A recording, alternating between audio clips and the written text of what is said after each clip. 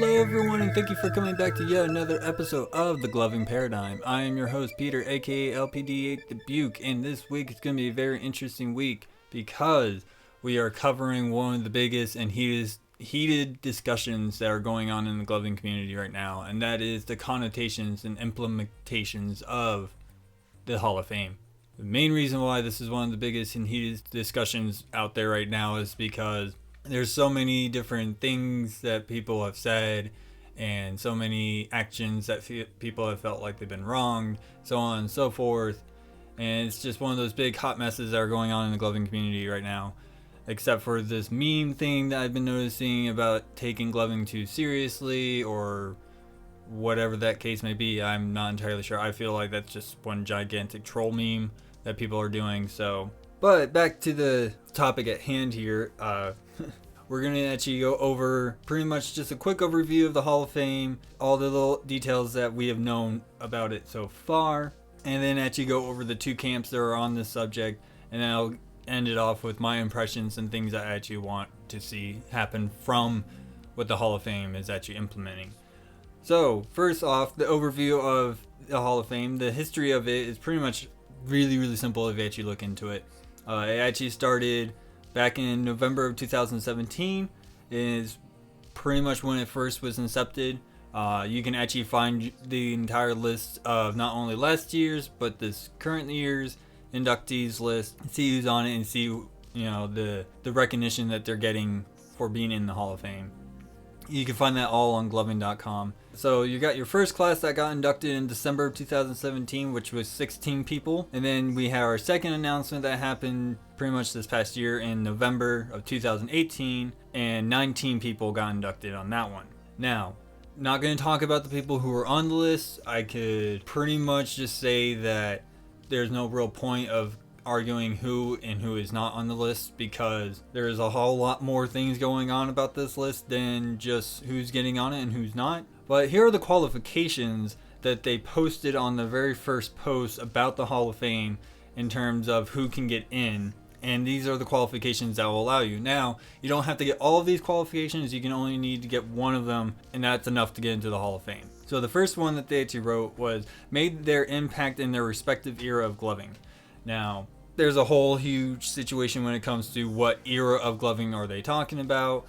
So far, what they've done is pre-2010, which is anywhere from 2006 to 2010. It's pretty much the earliest years of gloving, because if you remember from my stigma episode, I did tell you that gloving can be traced as far back as 2006, and it was Hermes who has been dubbed the godfather of gloving because he pretty much, as he put it, had the dumb idea of putting lights in gloves and wiggling them around. So you have that era, and then the era that just got inducted this past year was 2010 to 2012. Now, do I know what the next era is going to be about? No.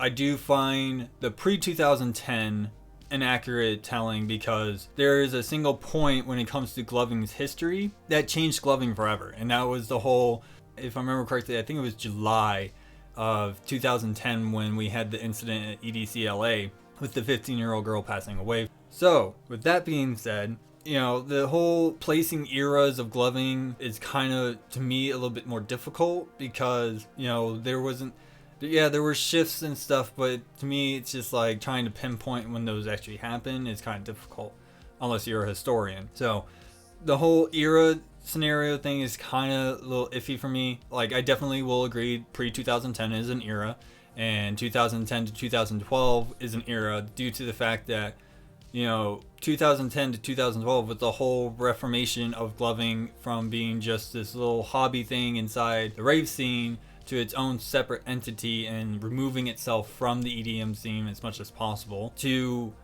bring about a whole new face about gloving and make it not so, it's just a bunch of kids doing a bunch of drugs and watching lights spin in their face type deal. Breaking all those little stigmas and connotations that people would get from it, right? So the next one is pretty much a very weird, some of these qualifications in my opinion are just kind of weird and a little bit too ambiguous to call them that, so which I'll actually get into a little bit later. So the second one that you can qualify for is you leave a lasting influence via their performance and or development of their signature style. Now, this is where I kind of sit here, well, that's kind of ambiguous. Are you counting only online presence? Are you counting events presence? Because I know some glovers who are actually much more active in the in-person scene at the events rather than being online solely trying to get all the likes and stuff and actually have a presence that way.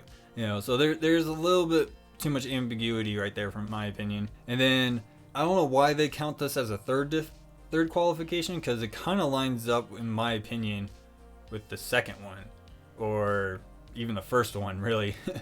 So the last one that they actually wrote, well, actually it's the third one. There's actually two more left. Excuse me. My apologies. The third one is leave a timeless impression on all generations of glovers and or the public eye. Now, that's just kind of one of those things where it just doesn't really make sense, because some people actually had a peak at, like, let's just say 2011, for an example. They had a peak, following, they had a peak influence on the scene. And then, life happens and, they decide that they were going to focus more on other things outside of gloving than gloving itself. So, sitting here and telling me that, somebody has to have a timeless impression on all generations of glovers. Well, I can certainly tell you certain glovers that I know that haven't been around as long as I have don't even know some of the people that aren't even on the Hall of Fame list.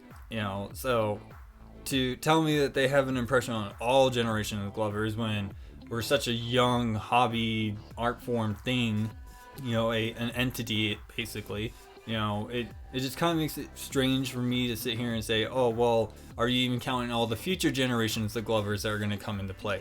That just, again, like I was saying, it's just too much ambiguity to sit here and say that, yeah, that's a qualifying thing.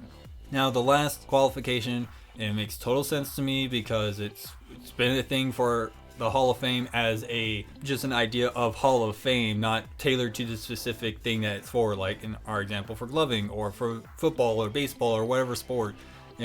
This just makes total sense to me. This is a qualification I can get behind because it makes total sense. And that's the significant / memorable competitive achievement.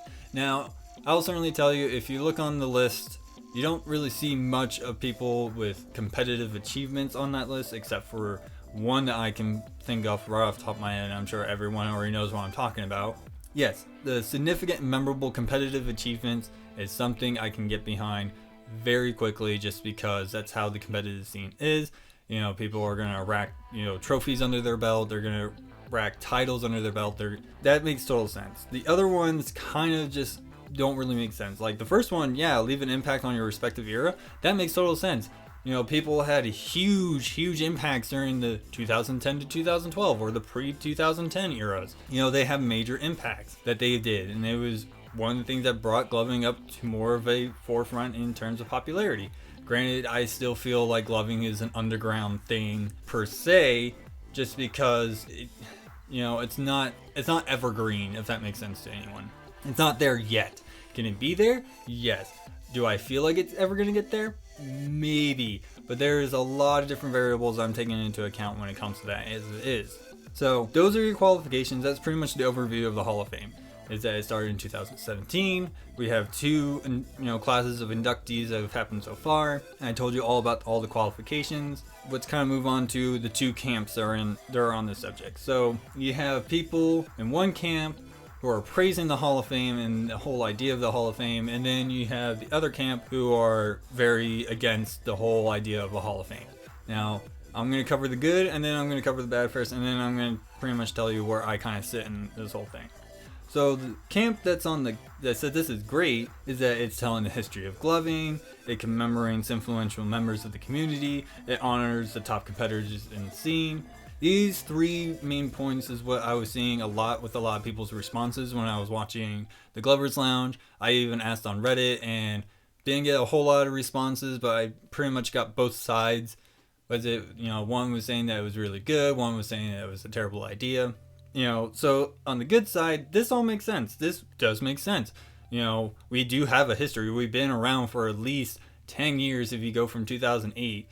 Most people actually count 2008 forward as really when gloving was a thing, but to me, that's beside the point. And I definitely agree with the people who are on the camp of this is good because, letting people know how gloving first started and the people who really pioneered the scene to where it is today. That's great. I would love to honor those people. That's a brilliant idea to honor these people. Now I can understand where certain people come from on the other side, which I will definitely explain pretty much the three major points I was seeing with a lot of people. And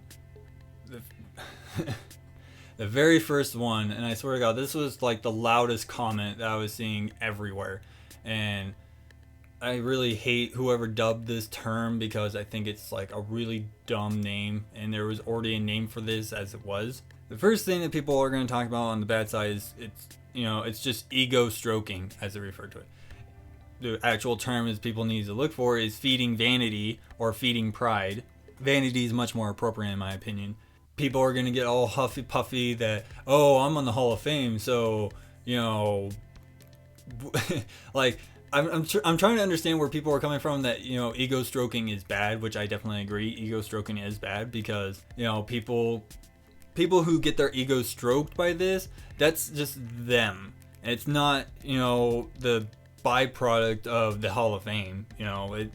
People who get all hot-headed about them being on the list and trying to abuse that to their own personal gain, that just the individual themselves. I don't really see the Hall of Fame really making people these type of people.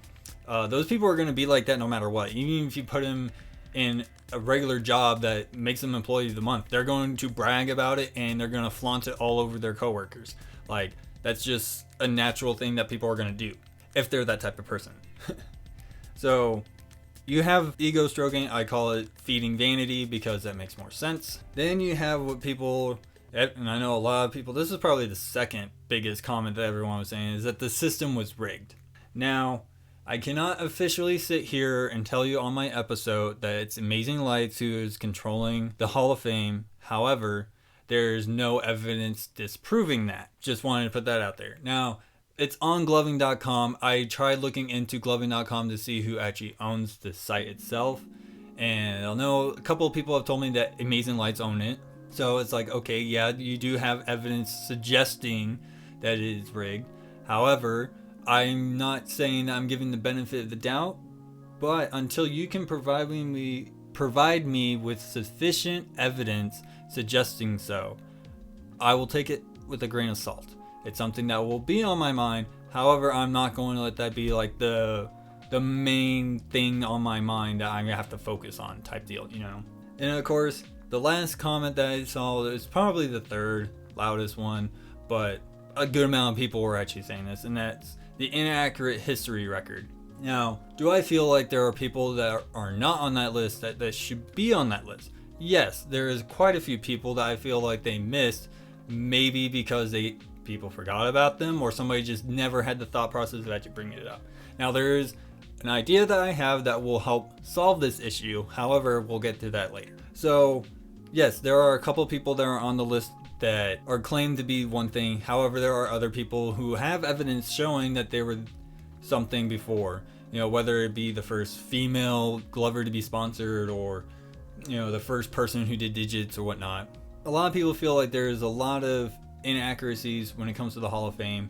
And do I certainly agree with that? Yes, because there are people that I thought were going to be on that list that did not show up on that list. Granted, those people really voiced their opinions about it. They were on the list. Now, there's nothing I can really say or do that's going to help change that. I'm just bringing this to everyone's attention so we can actually have a discussion on it. So you have those two camps. Those are pretty much the two camps that you have going on about this Hall of Fame thing.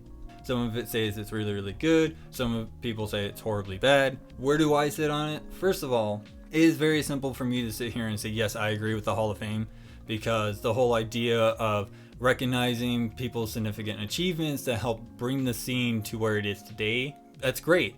I have always said star building is a great thing. It is one of the things that really help showcase whatever it is when it comes to a certain individual.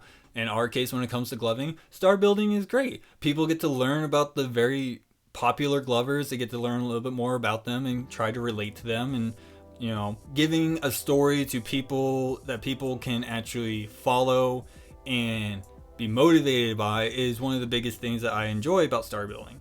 Look at Merc over at Gloving Nucleus. He's doing exactly what I like to do. I don't do that because he beat me to the punch, and I'm the type of person who says, oh, you're doing that? Well, that's fine. I'm going to go do my own thing. I'm going to let you have this because that's how you build your platform. Merc built his platform with interviewing top glovers and very well-known glovers or very huge influential people in the gloving community. He's doing exactly what technically the Hall of Fame is doing. He's star building. Is Merc doing it better than what the Hall of Fame is doing? Yes, definitely. It's one of those things I feel like when it comes to the Hall of Fame that they should be posting videos, having interviews with the people who have been inducted. Build their stories, show these people what kind of work they had to go through to get to where they are now. These are things that glovers or aspiring glovers who are in the competitive scene want to know. They want to know what, the secret of getting really successful. Now granted, not every glover who's been in the competitive scene is super successful, but this is something I feel can work really, really well to our advantage when it comes to building the scene better. Now, my final impressions when it comes to the Hall of Fame basically is the first things first. I have so many questions when it comes to the Hall of Fame. First of all, the whole process of the Hall of Fame. What dictates who gets on the induction list and who doesn't? Is it just by popular vote? Is it just by the community saying, hey, I feel like this person should be able to, and this person should be able to? When I looked into this, okay, how do people get on the list? Well, there's a nice little nomination, little form that you get to fill out on gloving.com to say this person should be inducted for these specific reasons. That's fantastic. Okay, so it appears to be quote unquote popular vote. Now, I know a lot of people in the camp that says that this is bad, is that it's rigged and it doesn't matter if you vote or not. So what's the point if they're just going to pick and choose whoever they feel like? But that's just the thing for me. We don't really know exactly how this process goes. We are told, nominate these people and then wait for the list to come up. Like there's so many things I feel like are being missed. Is there good enough representation of all the various regions that we have now? I can certainly agree with a lot of the people who said that, a lot of the first few classes in the Hall of Fame are going to be people from Southern California. I will agree to that. I will concede to that fact due to the fact that that's where gloving really took off. That's where it was incepted and that's where it grew and then it exploded. So it makes total sense that yes, it's going to be biased by the people who lived in Southern California at the time, but you also have to take that into account that it's representing where it started and it's going to be showing where it spread to, and it's going to show us how fast it spread. So that's just one of the things that you just got to take into consideration. Another question to me is there even a gloving historian? The reason why I bring this up is because, as everybody knows, I'm a huge Magic the Gathering player. I love playing Magic the Gathering. It's one of my favorite games. I keep up on the competitive scene in the metagame just because I find that stuff very interesting. I always like taking on challenges and attacking the metagame. That's just my thing. Wizards of the Coast actually has a Magic historian who not only records and documents, but keeps record of all the events that have happened, all the top 8 winners, all the significant statistics that come from each tournament, whether it be a Grand Prix, which they changed the name to Magic Fest, I don't know why, but I'm still calling it a Grand Prix. And then you also have the Pro Tours, which is, our equivalent would be IGC, and the Grand Prix is like Boss. That's pretty much the best way I can explain it to you guys. So, who do we have that keeps this record? Who's actually keeping a historical record of gloving in its entirety? Was anyone ever doing that? I don't think so. I wouldn't be surprised if somebody was. However, I just don't think there is one.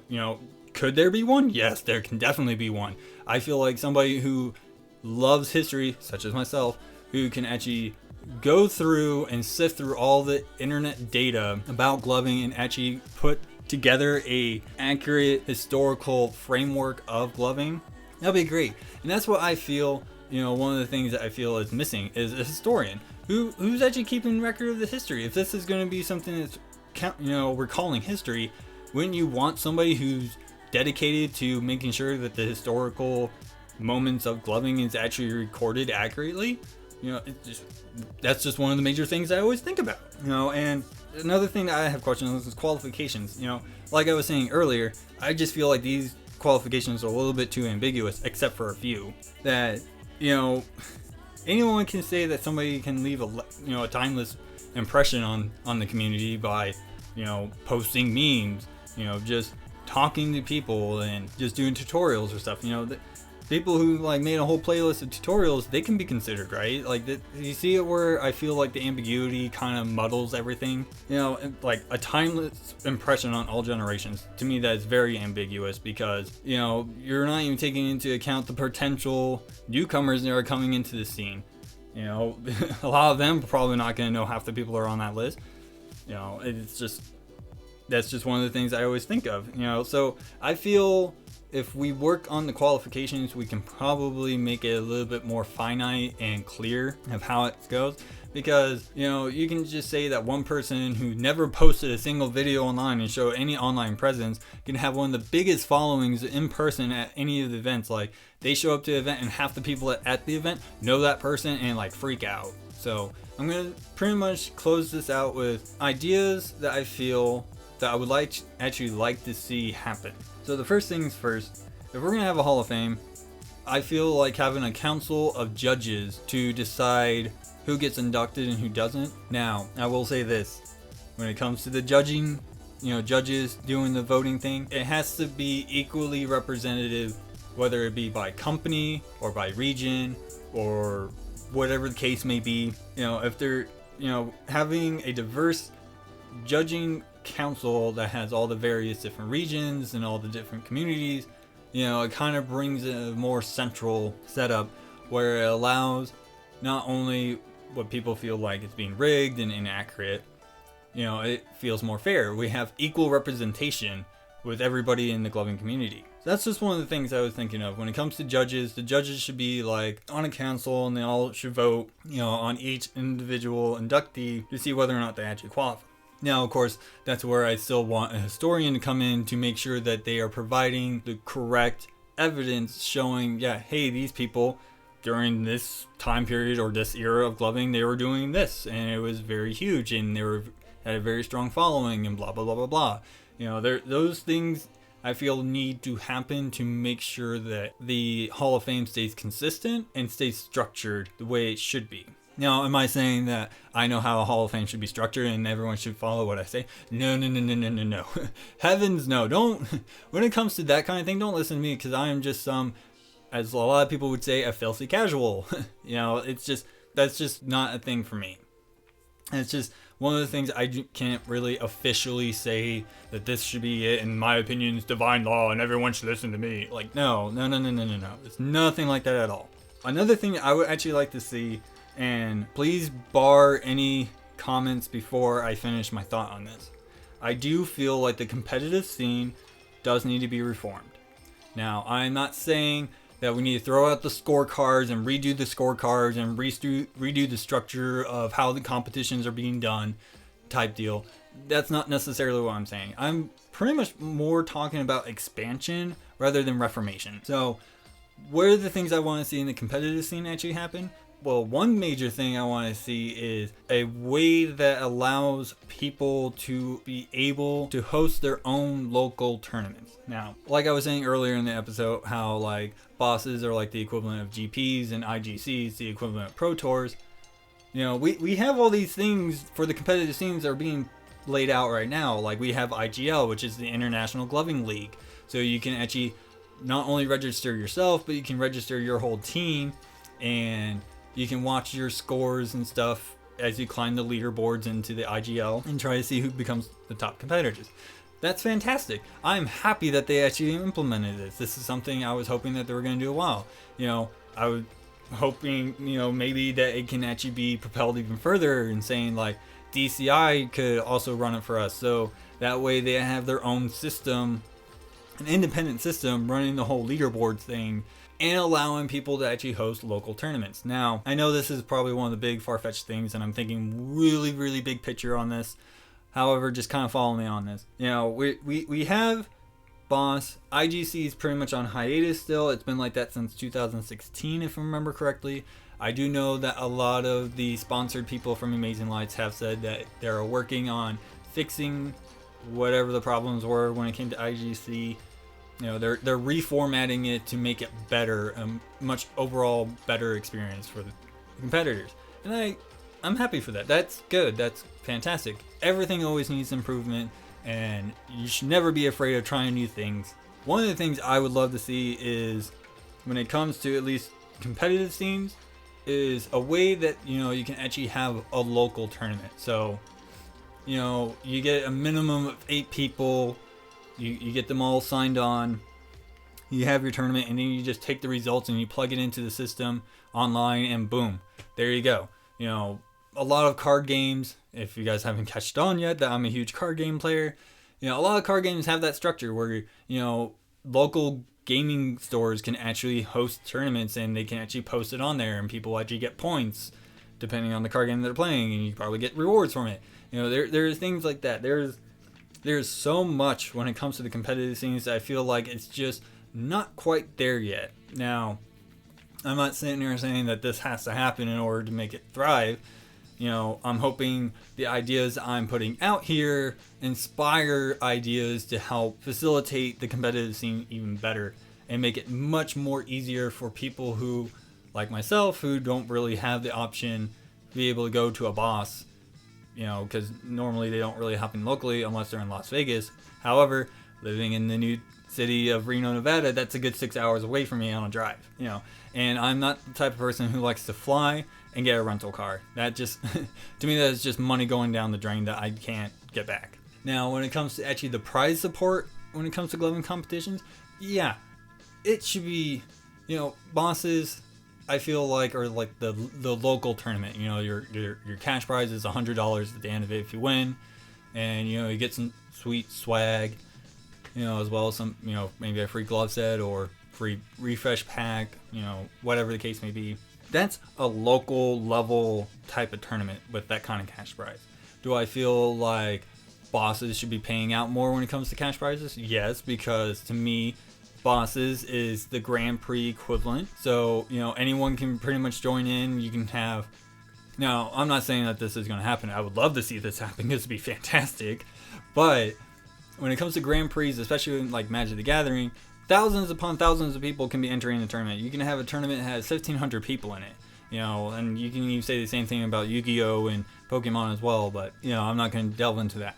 But, you know, the Grand Prix bring in like thousands upon thousands of people with a crap load of prize support. You know, the first 8 people like have a set bracket, and then, you know, top 16 and top 32 and top 64, they all have their own brackets of prize support and things of that nature. So, do I feel like the prize pool should be fixed?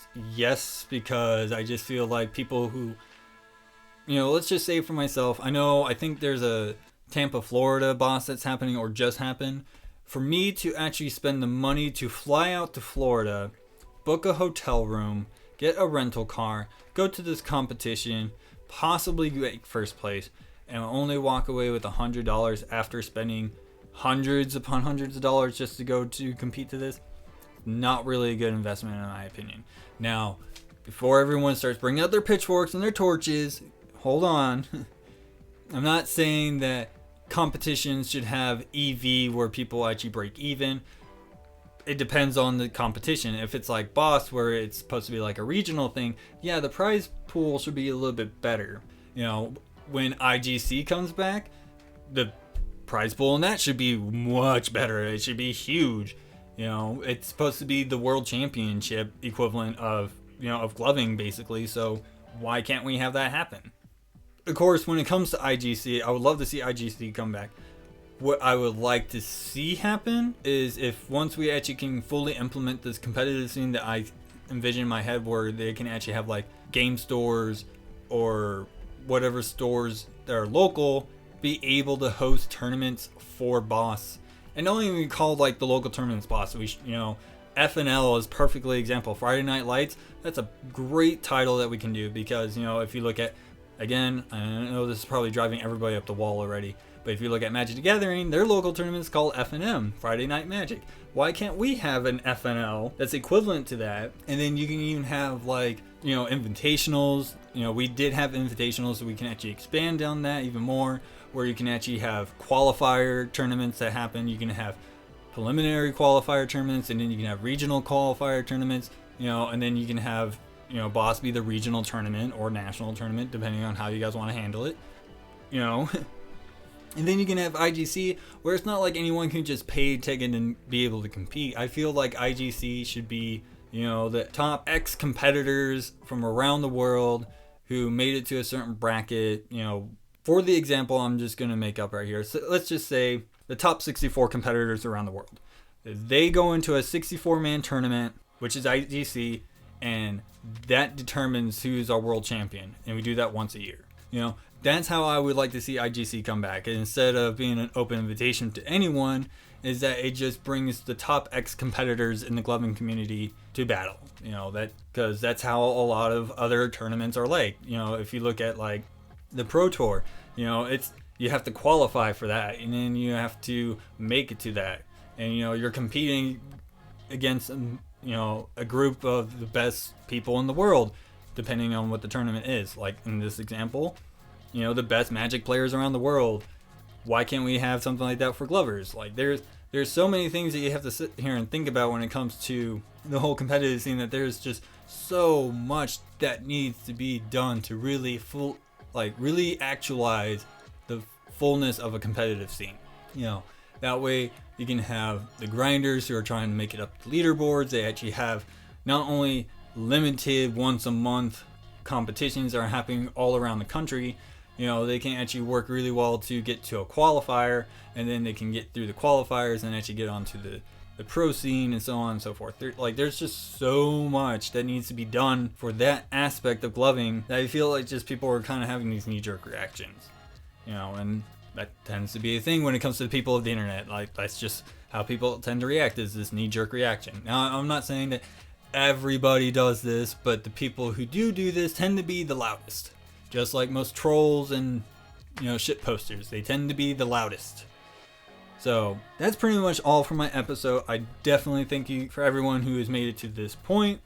I know I had a whole lot to say. There was just so much I needed to cover, and I don't even feel like I covered all of it. So what I am hoping is that my listeners and people who are listening to this podcast will actually give me your input and let me know what you guys think. How do you guys feel about some of the ideas that I had? Do you feel like my assessment of the whole thing is completely wrong and I need to shut my mouth? I'm totally willing to listen to your guys' input. Where you can actually get a hold of me is you can actually hit me up at my email if you don't want anyone seeing our conversation, which is muttonchopguy@gmail.com. You can also hit me up on my page, which is aptly named The Gloving Paradigm, on Facebook. You can even send me a message there, and I won't let anyone know what you have said. You can also join on my Discord. The link will actually be in the episode description, so you can actually hit me up there if you want. You can also direct message me that way as well. You can also find me on Reddit. I'm under the name Mutton Chop Guy, if you haven't noticed that yet. So those are the places you can hit me up. I definitely want to hear you guys' opinion. I would like to thank everyone who has been listening to the podcast so far and has liked the page. I definitely appreciate all your guys' support. That's pretty much my entire episode for this week. I'm your host, Peter, aka LPD8 Dubuque, and I'll see you guys all next week.